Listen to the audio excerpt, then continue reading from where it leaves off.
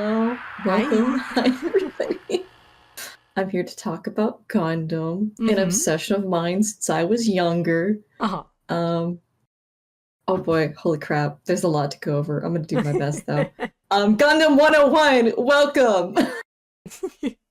So, Gundam is a very important like mecha series, not just to me personally, but like to science fiction as a whole. Mm-hmm. It's certainly not the first series to go over like war is bad, ooh woo. But it is one of like the major ones that kind of really set that precedent, especially coming from Japan, Mm-hmm. with many of the creators living through a very obvious historical catastrophe. Right. Oh man. So for them, it was very much kind of like why Godzilla is like super important to like a lot of people. Mm-hmm. It just follows the same pattern, and it ended up being not the first one, but one of the first ones to really make mechs instead of like the massive hero characters like Astro Boy. Mm-hmm. They ended up making it where they are kind of a horrific part of the military industrial complex. Like a Gundam is basically the equivalent of a very expensive tank. Mm-hmm. And this ended up being like a major change in science fiction, like historically. And then combined with its just massive focus on human characters suffering and like what war does to you as like a person and culturally. Right. It cannot be understated, like the effect that Gundam has had on like culture as a whole and writing. Mm-hmm. I'm not going to talk about that. That's not what I'm here to do. I'm here to talk about little guys. Yeah. So I will introduce the little guys that I brought with me. Right. Because that got really intense. I love them so much. Mm-hmm. I cannot understate that these two are like two of my favorite characters of all time. Mm-hmm. So the little gremlin on my lap is called Nikimaru, and he's from SD Gundam Force. Not the first SD Gundam show. There's actually like a whole history of SD Gundam, all of which was started by a middle schooler who sent in fan art during Gundam 1 and 2 era. And he actually now then works at the studio. He's one of the main people behind Bandai. He's one of the main Oh. creative forces behind Bandai. He is the success story all of us nerds want. Right. I'm so proud of him. Mm-hmm. He won. um, but so a long time, SD Gundam was basically just like little mini parodies of like the actual Gundam shows. Or they were like cuter versions of like the games. They're basically meant to be just little fun, like 5-minute segments, bumpers, little fun highlights to add on like to videos and whatnot. They were just cute. Mm-hmm. And then for whatever god-possessed reason, somebody decided that one of Gundam's first major 3D animated shows, completely CGI, was going to be an SD Gundam show. Mm-hmm. And for better or for worse, it ends up being like the best written Gundam, like SD Gundam show, not best written show, Gundam show. I will fist fight people and say the actual original one, not the American dub. I will get to that eventually. Is like in like the top 10 Gundam shows for me. Mm-hmm. Like top 10 like technical writing, everything is on par. Unfortunately, because it is again within the first 10 years of CGI that was used like for full shows and not rotoscoping, Mm-hmm. it's horrifically looking. It does not look good. It's ass. I love it with every fiber of my being, but it's bad. Yeah. It's so bad. And unfortunately for me specifically, being a Westerner who speaks English and like some of a couple other languages, I Mm-hmm. do not speak Japanese. I'm not that much of a weeb. Um, Unfortunately for me, it's very hard for me to get my hands on like the actual like SD Gundam content because when SD Gundam Force, which was like the main force that like came over for SD Gundam, aired on Toonami, all of that fun stuff, was one of like the major footholds in America for a little bit for Gundam, which is really fucking funny. Mm-hmm. Uh, obviously there were like much bigger footholds like Wing and Seed and all that. Like people adore those dubs for a very good reason. They're very good. But because it was basically marketed to be for a much younger audience than originally was, the show got pushed into basically kitty corner dub is what I like to call it. So we're dealing with like poor kids dub fuckery. This is what happened to the show. I am forever annoyed with that. It will forever hurt my soul. I am fighting tooth and nail in order to get like the original sub back, because we did have it actually online. You could watch the original sub about 10 years ago. Unfortunately, it has been wiped from the interwebs. Oh. And now then, similar to, as anybody who knows the Transformers fandom, we had to also fight tooth and nail in order to get like the original Japanese shows back as well. And so like I am currently part of an archival project trying to get some of the old subs back. Give them back to me. I need them. That's so cool though. I always have like a fascination with like lost media archiving. I am, unfortunately for me, incredibly passionate about it. And I find that there's just a whole bunch of interesting works that have just been lost to time. And it's honestly a shame because I don't believe that it should be based on popularity, what gets archived and what doesn't. Yeah, there's some stuff that is from like humanity's past that like we look at and we go, maybe we shouldn't archive that, but we're not going to learn if we don't. You can't hide the past. You're not going to learn. You're just going to do it again, thinking that you're better. No. Stop it. Okay, you. So for like SD Gundam Force, which is where Ginkimaru's from, he is a character from season 2 because again, the story was actually aimed for like young adults. It wasn't kids, it was like young adults. And a major part of that is interdimensional fuckery. The Axis has come from across the dimensions to literally murder and pillage. And he is a character from a little samurai world called Musha World. And he's just kind of struggling for his life until he kind of meets the main heroes. And then he ends up joining the crew, and he is a menace to society, and I love him so dearly. He is an absolute menace who gets himself into all sorts of problems because he's like 12.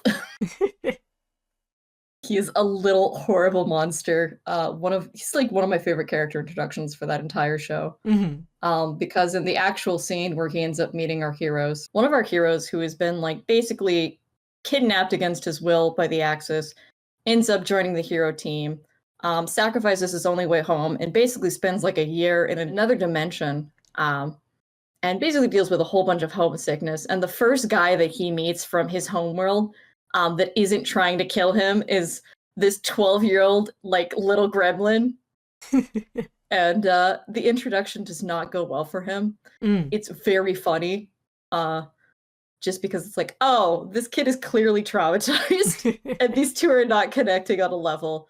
It is kind of funny for the audience. It's not very funny, like on like an actual technical level. It's really good introduction for them and where their relationship goes. Where Baku, who is like the guy, ends up basically becoming the adoptive dad of Kinkimaru, and it's very good. Ends up being like the main moral center for his life for a little bit, and unintentionally ends up being like the foreshadowing for Ginkimaru also helping out a whole bunch of other people and changing their ways because hey ho, you can stop the trauma if you just aren't a dick. You don't have to continue the cycle, bud. I promise, it's okay. And then the other one here, the one behind me, drinking his life away, is Benjamin, who's part of the Sangoku World Heroes series, which is, there's a lot of history behind that. But quick summary is, SD Gundam has done 2 attempts to go over the Romance of the Three Kingdoms, which is a 120 chapter novel series that goes over historical events of like one of like the most turbulent times of historical China. It's one of the 3 great novels of China. 4 great novels, my bad. I keep forgetting that there's one I haven't read yet. I'm like, I know the three. It's like, there's four. I know the three. There's three now. Fuck you. Whatever weird water one, I don't know. I haven't read it. Yeah. But there's a whole bunch of really interesting stuff that happens. First attempt is pretty all right. Definitely a step up because, again, almost all of the, well, SD Gundam shows have been fully CGI. You're not gonna put as much effort into hand animating your little silly spin-off series versus your main grimdark. So, you know, understandable. I'm speed running. I'm sorry. No, you're good. So second attempt is like the most wild and the most I'm frustrated with. Because they tried to condense down 120 chapters into 10 20-minute episodes. Oh. And I'm still so mad about it because they took a lot of like really wonderful creative liberties. So instead of like every other adaptation of The Romance of the Three Kingdoms, which takes place in historical China, no, this is futuristic China with like actually really cool architecture and like a whole bunch of really neat cultural differences that set it apart from other areas of the world that we will eventually reach. And all of the characters are a lot more fleshed out, which is like, as somebody who really enjoys the original novel, Liu Bei is just, he's like, he's one of the first Gary Stews. The first perfect boys. Yeah. He doesn't really have like the strongest personality. His two brothers do. And they're beautiful and I love them dearly. They're like two of my favorite characters of all time. They're very funny guys, unintentionally, sometimes intentionally. And Zifeng is like one of my favorite dudes because he's like the first possibly like instance we have of like a masculine character being allowed to cry historically. And it's like wild as hell to me. He's just over there allowed to bawl like a baby and it's good shit. Yeah. But they all get like really fleshed out, including but not limited to the main focus of my little fun topic, which is the Red Tiger family, the Sun family, who are one of the three major forces of Romance of the Three Kingdoms. And as per the change of we're actually fleshing this out because in the novels, they aren't the most fleshed out. They're kind of like the minor players because the first two, aka the dad and the older brother, have to be murked. That's just part of the story because historically that's kind of just what happened because in this most turbulent time of China, there's a lot of death when you have like, I think somebody counted it to be over 40 different armies trying to kick the living crap out of each other. Like there's just going to be, unfortunately, a lot of human death. And when you try and romanticize that, it gets really weird. It gets really weird. So because in the Sangoku ones, none of our main dudes die, they actually are forced to flesh everybody out really well, including, but not limited to, every single weird little side character. There's a few bit of like extra material that just makes me love the Red Tigers a lot. Their whole stick is like they're the most like masculine manly men family to ever manly men family. They are hyper masculine. That's their whole thing. Sorry, I'm just thinking about the silly video I sent you. Yeah. Where there's just him punching a T-Rex Gundam. Yeah. Which is a prime reason why I really like the SD Gundam series is like everything is handled like very seriously in universe, but as the audience, it's just wild and funny. Like this man just transformed into like a dinosaur Gundam and he's like, well, anyways, I'm going to lecture you now. Your appearance does not matter. I love him so much. So that's Sun Yin, who is the dad. I really adore him. In the extended material, he's fleshed out a lot more. But he's basically a single father running the prime, basically, blanking on the word, but ships go burr in sky.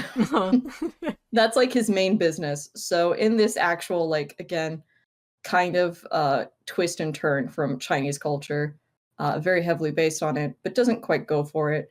The entire country is basically run via mercantilism. Mm-hmm. And he's one of like the main big merchants. They basically had like an exclusive contract. We end up finding out through the extended stuff to basically get like the best airships. Like they just sunk a crap ton of money into making sure that like airships are cool as hell. Mm-hmm. And it's really neat. So they are just really fun little guys. The entire family's great. I love them so dearly. And he's just a single dad trying to keep everything together, and not quite sure what to really do with his family. This is like he's like the prime example of like a boomer dad doing his best. That is the best way I can describe him. Right. Because he has no idea how to quite handle things, but damn, does he try? Mm-hmm. As like a running joke, joke in quotations. His son, Sunken, as like a quote unquote running gag, his son is like heavily traumatized. And unfortunately, this leads to him not exactly dealing with anxiety very well. Mm-hmm. And it's one of those ones where the Red Tigers, as a, like an entire family unit, are very conflicted on how to help him. Right. Like they don't really know mental health so good. Like they're merchants, Mm-hmm. and we're dealing with like a very high scarcity mountainous people where resources are super scarce. Like unfortunately, they just kind of don't always have the best resources to handle things, Mm-hmm. which is a shame. Um, but we end up seeing like two sides of one interesting coin when it comes to Sunken, which is his friends treat him very normally. His family coddles him, which Mm. does not at all help anxiety, as anybody knows. With anxiety, do Right. not do not confirm to me that my anxiety is correct and this is a really big deal. You're going to make my anxiety worse. Mm. And that's kind of what his family does in multiple cases. One of the ones that we see in Battle Sangoku, which is like the 10 episode series, he, he basically goes up against a like group of zombies, ones that he can easily defeat, but due to anxiety, he is like basically paralyzed and doesn't know what to do. Mm. Um, he can easily like just stomp these dudes out of existence. As like the double-edged sword is, everybody around him is like, oh man, maybe we should like help him so it's not as scary. Uh, Instead of hyping him up and making sure that he can do it, the actual thing that you need when you have anxiety. Yeah. Uh, and his dad is the other side of the coin, where he wants his son to be confident, but isn't sure how to make him confident. So he just kind of throws him into situations. Mm-hmm. And in this case, it's quite literally, he just straight up tosses him into a group of zombies, which he easily defeats, but it's just like them being like, dude, stop that. You can't do that. He's like, what do you mean? He's strong. I believe in him. And it's one of those ones where he's like, he legitly is super proud of Sunken. Like, he loves his son so fucking much. And it's very clear and obvious through multiple instances in the show, including but not limited to introducing him to like one of the most powerful characters with like so much confidence and assurance, being like, and this is my son, Sunken. It's like, hi. Hi. Oh, I'm sorry we broke into your place. And he's just like, anyways, like at multiple points, he's just so very proud of his son. He just doesn't know how to handle anything, Mm-hmm. including but not limited to his son is traumatized by an octopus trying to eat him multiple times when he cannot swim in a situation filled with pirates. He's having a bad time. Right. I love him so much. And as the theme for this one goes, because like there's little arcs, and the theme of the pirate world arc, as I will, affectionately call it, is just straight up like actual like building of relationships and trust. Mm. So they end up entering on a like fun little borderline D&D quest, Oh, They have to go find the MacGuffin, which is a right. Haru, which is a little spherical guy with a little derpy ass smiley face. Mhm. That is the MacGuffin that we're going to go find, is a little thing that flies around and makes beeping noise, and it will save the world. I love this series so much. Um, and as part of that, they have to end up going into this underground, like, water palace, basically. And as we end up seeing throughout this thing, the water palace is specifically meant to like break up groups and cause arguments amongst people. It's specifically built to tear down relationships, as like the Haru that they are getting represents friendship. Mhm. And unfortunately, for like the first person who discovered it in pirate history, it heavily corrupted her and forced her to kill her friends. Mm. And this is kind of what the guys are going up against. And we have two main little groups in our pirate gang. We have the Sun family, who is very clearly loving but struggle bussing to get things together. Mhm. And then we have the two pirates, who are Edward, absolutely based off of Blackbeard, don't worry about it, and Benjamin, who is my husbando behind me. Yeah. And I love him so much. He's so Can I silly just and say stupid. I love your PNG so much.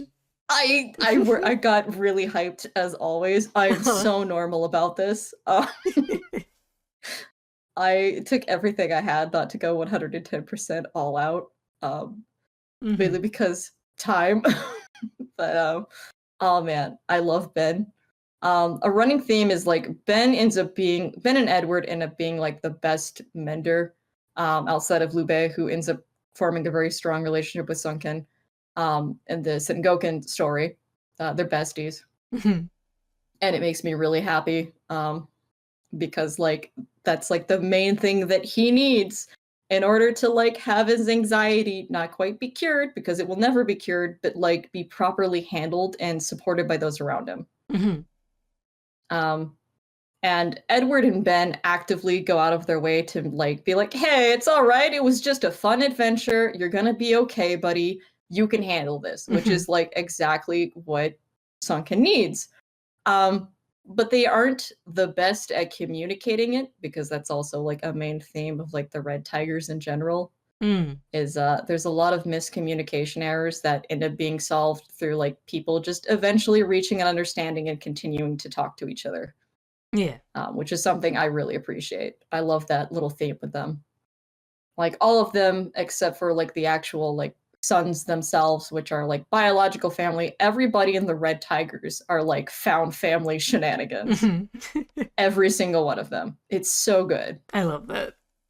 I'm really mad that we didn't get more of an expansion on them, but like SD Gundam has never been like the biggest money maker, so therefore it just doesn't get the most stuff. I get it. Mm. I Yeah. understand. I'm not mad, but I'm mad. Uh, no, I've never showed you the silly little goofy faces, because so the manga artist that did almost all of the art for the Sengoku like extended comics Mhm. is like one of the main Gundam artists, who's like done incredible work. Um, he's very well known for Gundam Mm. Crossbone, which is woo, an incredible manga. But that's sidetracking. But he does like a whole bunch of silly little goofy like Gundam faces that he just does as like extra stuff. And in this one, he was allowed to go all out with the silly little goofy faces because they're little chibi Gundams, and I love it. Um, but so there's like a very strong sort of connection, because there's a lot of parallels between Benjamin and Edward and Sunken and Sunyin.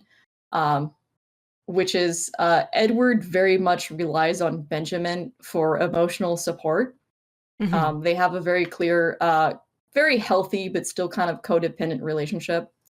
A really good example, and I may actually pull it up if we have time, which is he tries to like reassure Sunken that like it's gonna be all right, and Sunken just is not having it. He's still just a bundle of anxiety. He is not having a good time, and Edward's very much dejected by this. Mhm.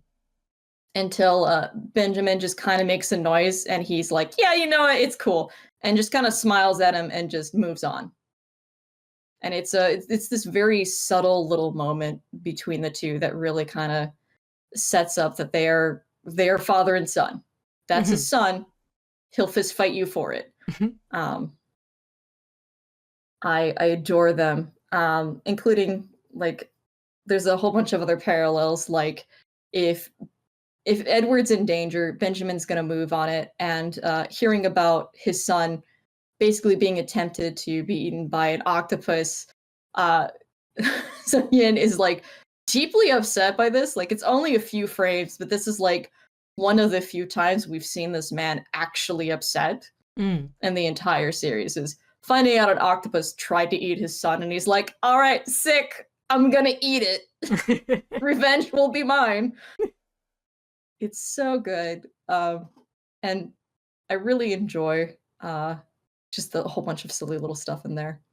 But as a really good little note is in a moment where things go horrifically wrong, Sunken is almost actually like murdered by the trial, the little like fun little water temple. And like Sunyin just legitly freezes up in fear of losing his son. Like it's a legit like issue he has historically. Like this has been a problem he understands. There's like a double layered line in there, which is it's so shameful, and it's like, oh, without context of knowing how he is with his son, it's very easy to read it as he's like saying his son's lack of performance was like very shameful. In reality, it's like a line against himself. And I really like that the show does a whole bunch of stuff like that, where it's not super obvious about what it's doing until you really sit there and you think about it.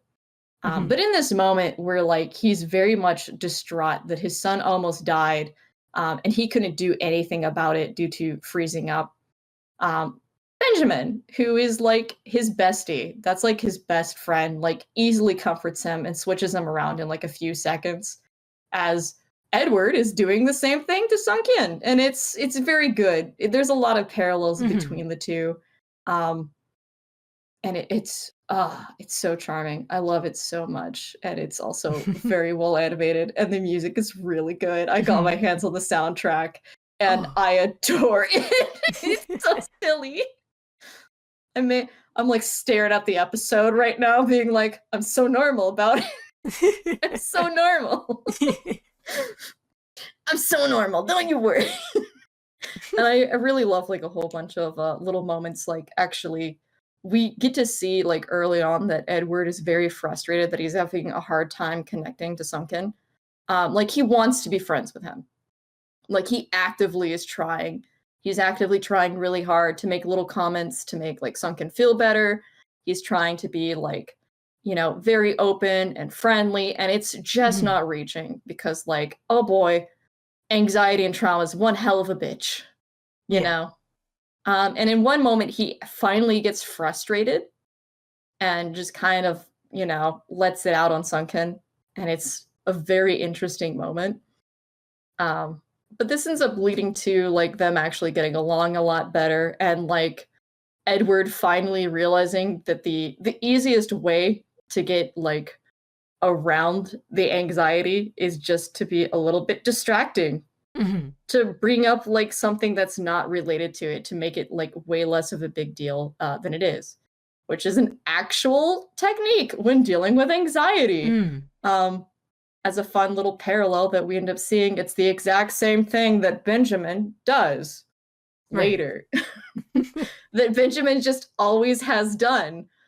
It's just wasn't working with Sunken at first because like Benjamin's just not very close to the kid, you know, like he's best friends with his dad, but there's always sort of like a unfortunate layer like between them, which Benjamin is kind of fine with. He's like, yeah, it's cool, you know, your son will get along with my son, it's all great. And we go through like most of the water temple and pirate arc being like, oh wow, Benjamin just has no idea that like Sunken has been like traumatized by hanging out with them and going through his trial of passage. No, he knew this whole time. It was just trying to be a friendly, good guy. Mm-hmm. Like, he knew this whole time and was actively trying to help. And it's really nice. Yeah. It's good shit. It makes me so happy. It's so good. Mm-hmm. Including but not limited to straight up.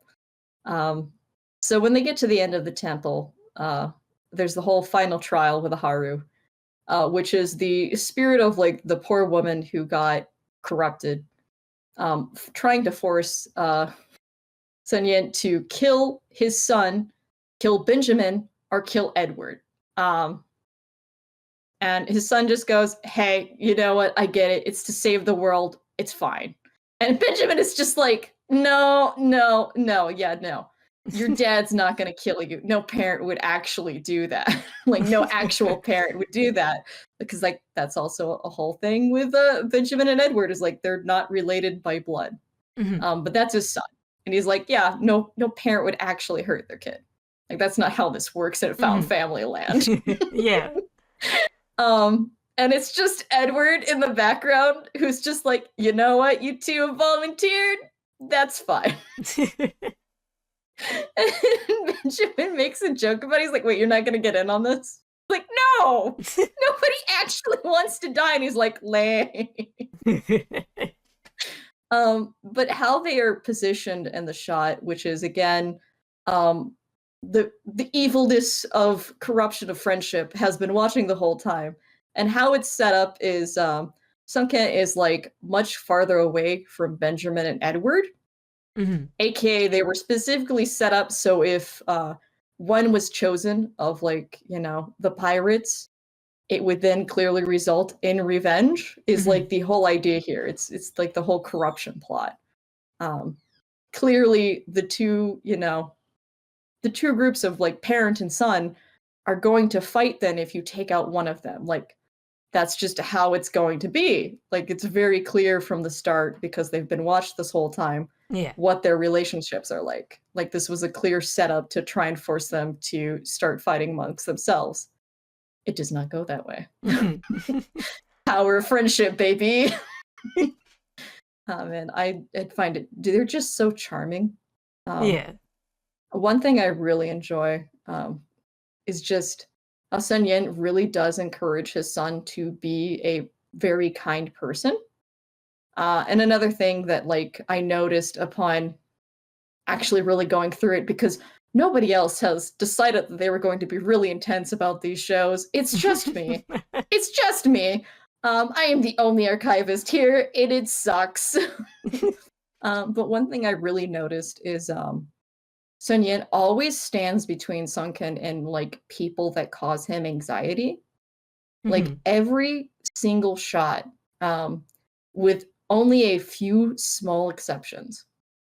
If it is somebody who like Sunken is afraid of, anxious about, or like may cause him harm, Sun Yin always stands between him and son. There are only a few shots, one of which is the "go fight the zombies, kid, you can do it." I'm gonna toss my son into literal danger.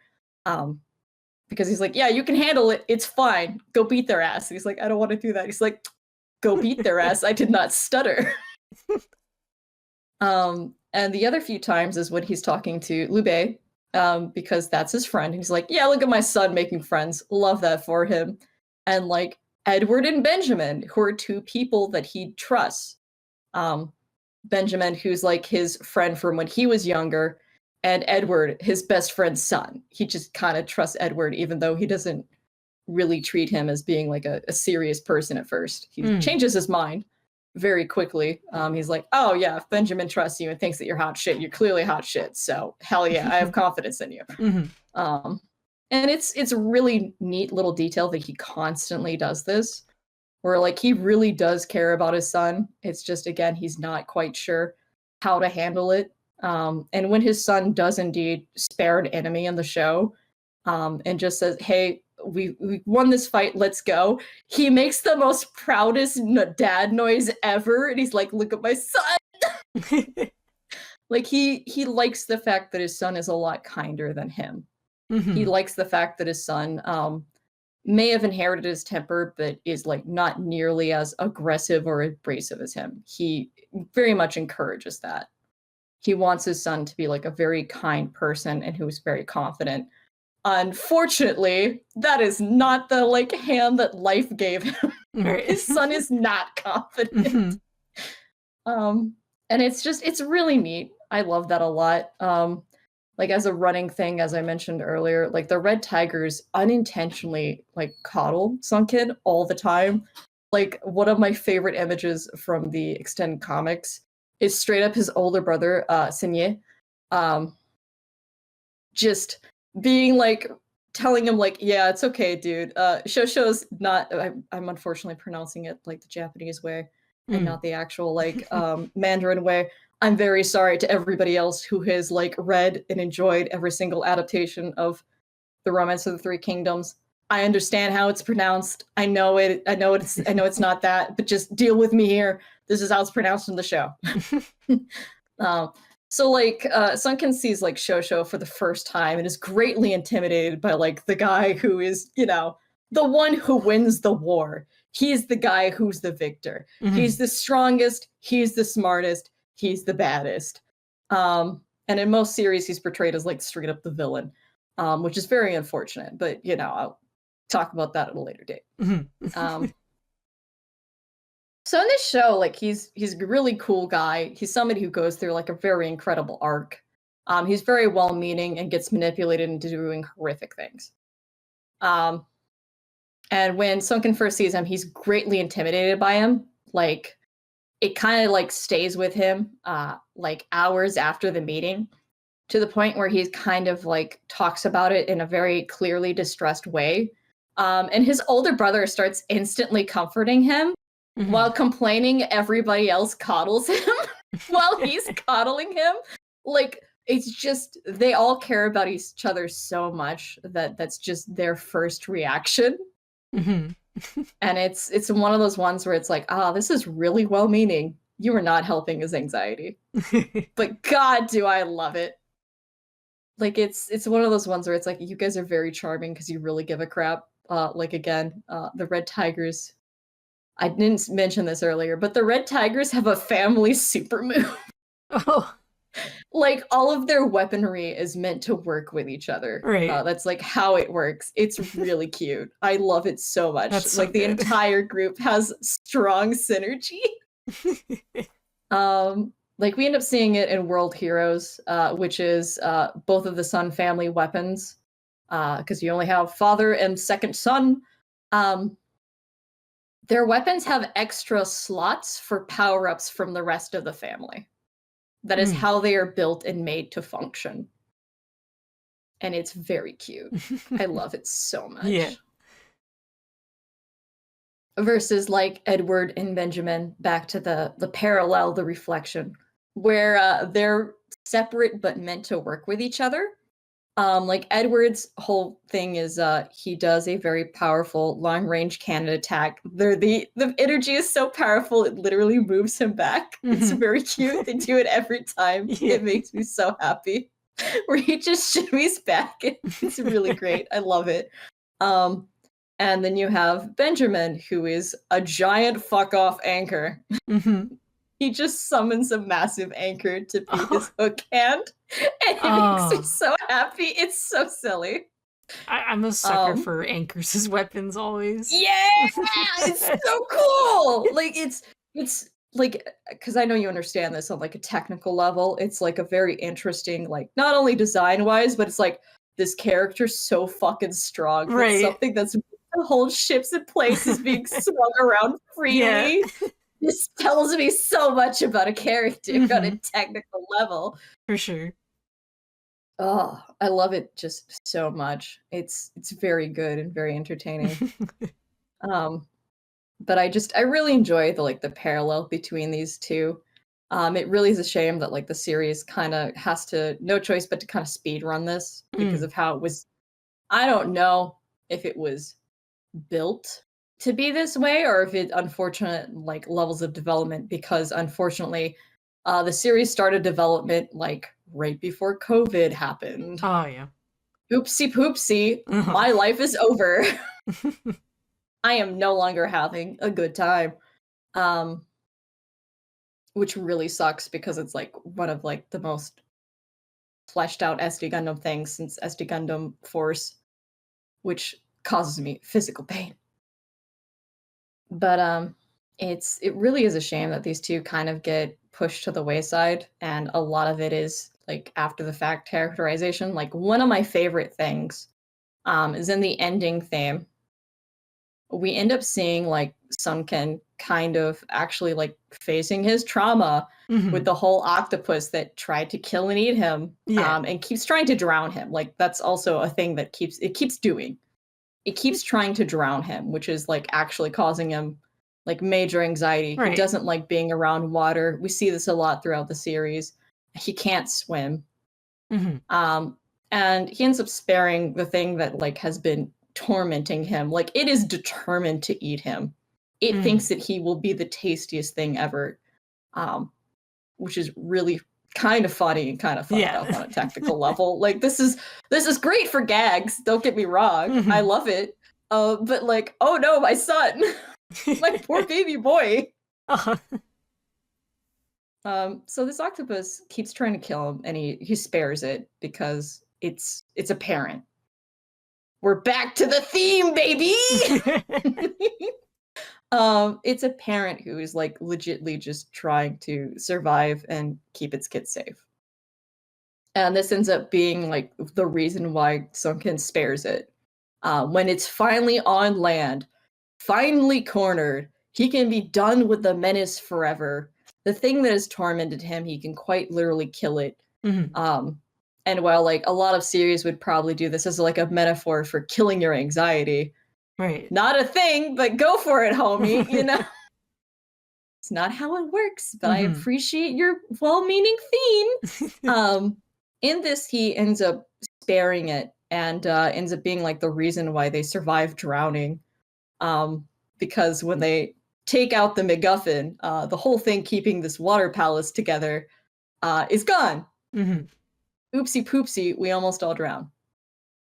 And it's only because Sunken ended up being kind and saved this octopus that ends up saving them. And in the ending theme, we end up seeing like Sunken bonding with this octopus, and it's so good. It's so real. It's just so rewarding after like watching the shenanigans of my poor traumatized son, my poor baby boy. And it's him kind of just being like, I will never be free of anxiety, but at least we can be friends. I love it so much. And then there's the very silly imagery of unfortunately the pirate ship later on gets attacked and destroyed, and Benjamin and Edward are very distraught by this and swear revenge. They do not have land vehicles. They are pirates. That is not what they do. That is not in the name. To be a pirateer, a buccaneer, a swashbuckler of the sea does not include land. Unless you're getting supplies. That's not what you do. So they're like, we have no land vehicles, but we have an octopus. The octopus just shimmies along land and gets them to their next location. God. It's so good. I love that.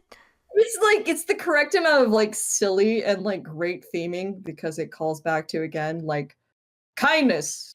Right. Do it. Stop being a dick. Can I pinpoint the exact episode that this happens? Please let me be able to do that. I'm pretty sure I can. I'm on like my 5th watch of this series. I'm pretty sure I can do it. I'm pretty sure I have this power inside of me.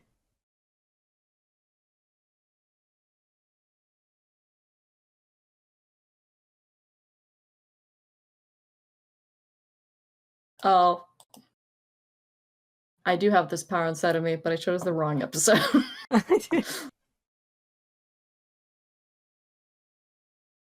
I don't give a crap about weird Nobunaga. Oh, the god, that's right. I have to explain that. So in World Heroes, to the surprise of nobody, does like a whole bunch of historical stuff around the world with very creative liberties. As we can see that we have Benjamin and Edward.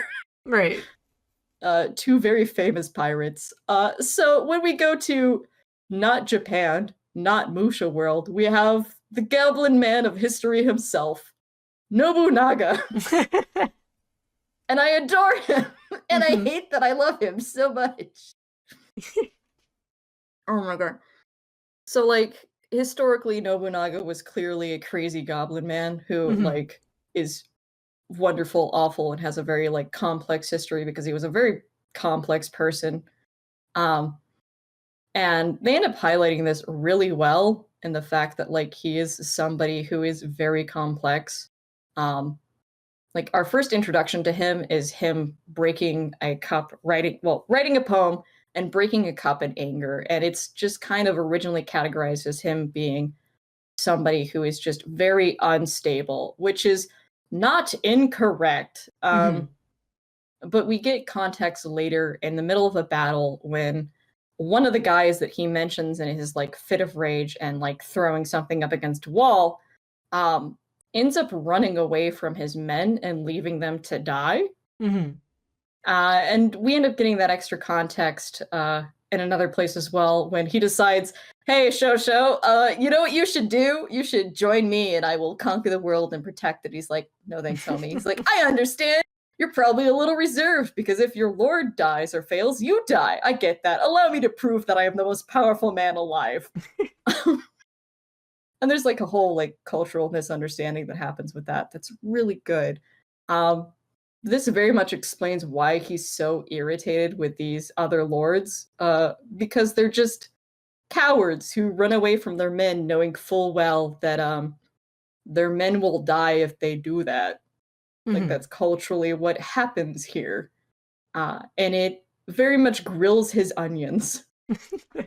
And so this entire scene of, like, what is originally him having, like, a hissy fit and breaking something is very much him legitly being frustrated with the fact that, like, he has to win in order to, like, make the country safer, because this is based off of feudal Japan, where things were also really fucked up. And due to the power struggles, it made life very hard for regular people. And that's what Nobunaga wants to fit in this show. He wants to make it how that is no longer a problem. Meaning he has to be the most badass thing on two legs and the strongest man alive or dead. And because of that, he's just really despises these lords for how they do not seem to have like the same care for the people that he does. Like he's shown to go above and beyond for his men and for the people in general. Like, he's very generous. He helps people out. People very much care about him. He goes over like how like the taxes should be and what, like, there's a lot of like building that he does to be like, nope. My job here is to protect the people and kick the shit out of you so that can be done. I'm not going to be more horrific than I have to be, but he's also building up a very clear image of being a inhuman monster, because if he's an inhuman monster, nobody's gonna fight him.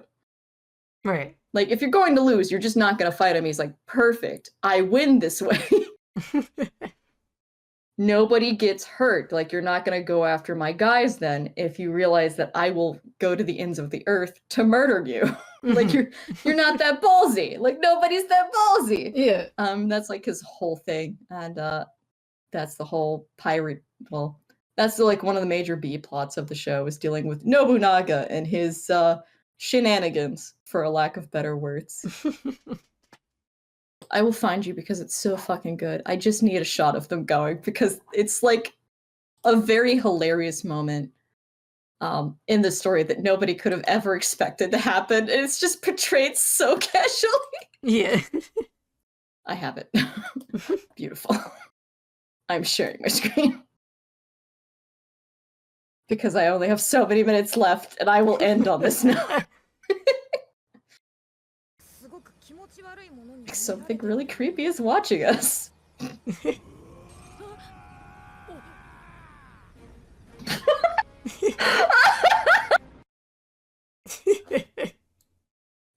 so stupid looking. Horrific and terrifying in so many ways.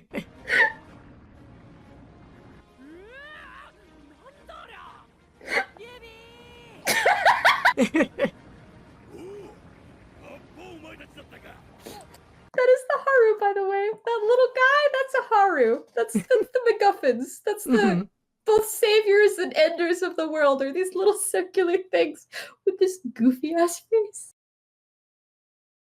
I love them so much. I love it. This is like one of my favorite moments throughout this show. It's just them coming up and being terrified. I love this show. It's so stupid, but so good. Oh man, like there's just a lot to talk about that I just will eventually get to, but not today. Oh man, like I appreciate so many of the parallels that are written in here. So good. So fucking good. Like I really like this interpretation of Wukong, which is also there's a Journey to the West story also happening in here, which is wild. Like we have Arthur and like Robin Hood who are besties in this show, which is something I know other people have done, but just feels like a oh my god. I love it. It's so good. Like we have Cleopatra and Caesar, salad wife guy, as I affectionately love to call him throughout the series, because he's the wife guy of the series. He loves his wife. Caesar, salad wife guy. We have knockoff RoboCop Cop and gay Phantom Thief Lupin III, which is beautiful. I cannot tell if he's actually gay though, or if it's just a dude with weird hyper romanticization. I can't tell you, but I prefer the interpretation that he's just a gay man. Yeah. That's the one I prefer because it's really funny. It's really good. RoboCop is also one of like my favorite characters because everybody's like based off of like silly stuff and then fleshed out to be their own guy. And there is another character, Sun Zhao, who is from like obviously not China, with the not mercantile like culture, and he ends up becoming like actually pretty good friends with RoboCop. And there's also a whole bunch of like fun little cultural misunderstandings that happen, including but not limited to I'm used to running around the desert at high speeds, playing music really loud, and now then I am like stuck in a very small city where the fastest speed I can go is like 30 miles per hour. So he very much struggles. Like there's a whole bunch of like, you know, culture shock stuff that he deals with. And this isn't like a focus of like the episodes or anything like that. It's in the background. And it's a RoboCop being like, I have to charge you because you're doing something wrong. I have no choice but to arrest you. But don't do that again. I'm tired of this, man. Like, it's like, I understand that you don't know any better. And in my own way, I'm going to tell you that. But stop it. You're putting people at risk, dude. Stop it. And it's a very cute and very charming that we have like a hyper ham being like forced to be besties with someone who's like the most serious by the books character who clearly has a heart of gold. It's a very good combo, and I love that they like are friends. It's so funny. Oh, man, I could talk about this show forever. Like there's so much I haven't even touched on. Oh man, like Sun Wukong himself, my son, my baby monkey boy. Yeah. I'm not immune to Journey to the West adaptation. Oh, like that's actually the reason why like I started the show. I was like, wait, you have Wukong in this? And they're like, yeah, we have Wukong, and I'm like shimmying over. And it's so silly. I love it so much. The whole twist is he actually has like memory loss in the show. And there's a whole bunch of stuff that happens in there. And it's really good.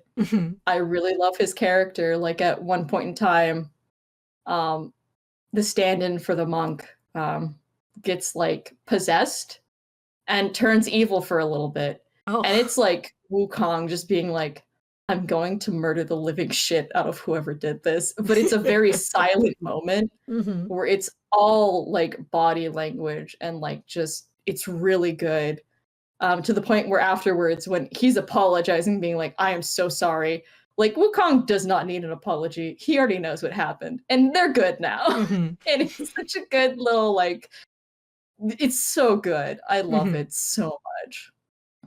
It's just I love this show. It's just Yeah. such a shame that it had to, be concluded as fast as it was.